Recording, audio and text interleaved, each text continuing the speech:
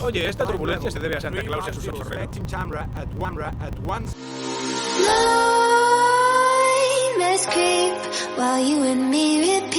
Como ya hemos comentado anteriormente, ante este tipo de situaciones cada persona genera unas respuestas emocionales distintas. No hay una respuesta única y ninguna es mejor que las demás, sino simplemente diferentes. No obstante, existen numerosos estudios tratando de identificar la vorágine de emociones que se generan en una situación como esta. Uno de los más extendidos es el que corresponde a la doctora Kubler-Ross. En el modelo se detallan las fases por las que tiene que atravesar una persona que se da de bruces con una situación de cambio, pero que se pueden aplicar a una ruptura sentimental, a un cambio brusco de trabajo o a la situación del coronavirus que hemos vivido recientemente. ¿Significa esto que hay que atravesar por todas las fases que vamos a enumerar a continuación? No, en absoluto, ni siquiera seguir el mismo orden, pero te puede ayudar a identificar sentimientos que puede ser que estés sintiendo, y eso es beneficioso. Las fases son: la primera fase correspondería al shock, al momento en el que recibes el diagnóstico. Es quizá la fase más complicada, puesto que es la iniciadora de todo el proceso de cambio.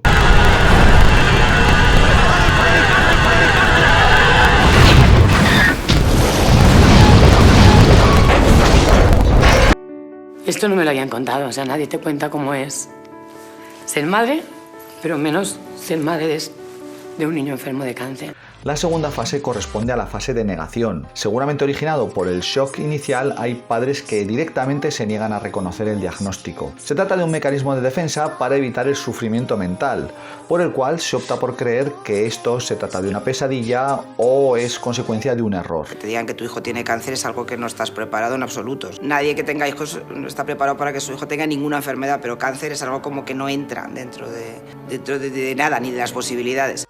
Y así llegamos a la tercera fase, la fase de enfado o ira, que suele ir caracterizada por un fuerte sentimiento de injusticia y además suele ir acompañada de frases del tipo ¿por qué a nosotros? O ¿qué hemos hecho para merecer esto? Y aquí aparece el enfado, que puede ser contra todo y contra todos, el personal sanitario, la familia, los amigos o incluso nosotros mismos, aflorando sentimientos de culpa, como veremos más adelante.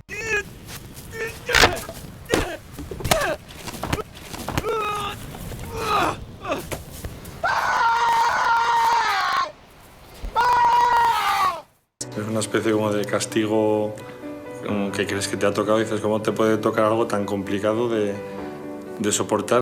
La cuarta fase, la etapa de negociación, es quizá una de las etapas más racionales de todo el modelo de Kubler-Ross.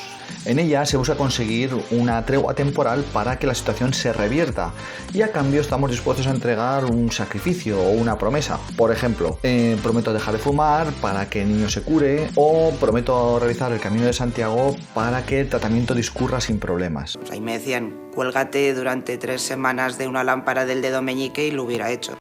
La cuarta fase corresponde a la tristeza. Es una de las últimas emociones en aparecer y casi parece una consecuencia de las anteriores. Es una emoción que puede durar mucho tiempo y en ocasiones puede derivar en una depresión.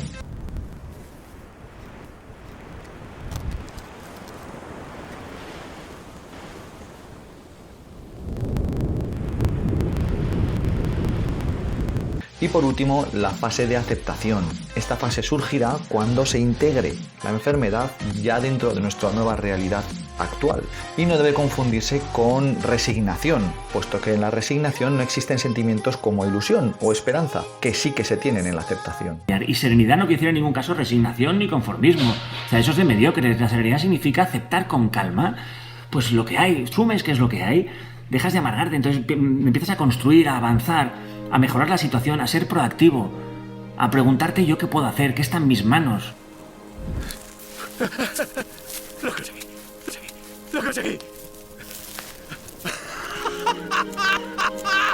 ¡Fuego!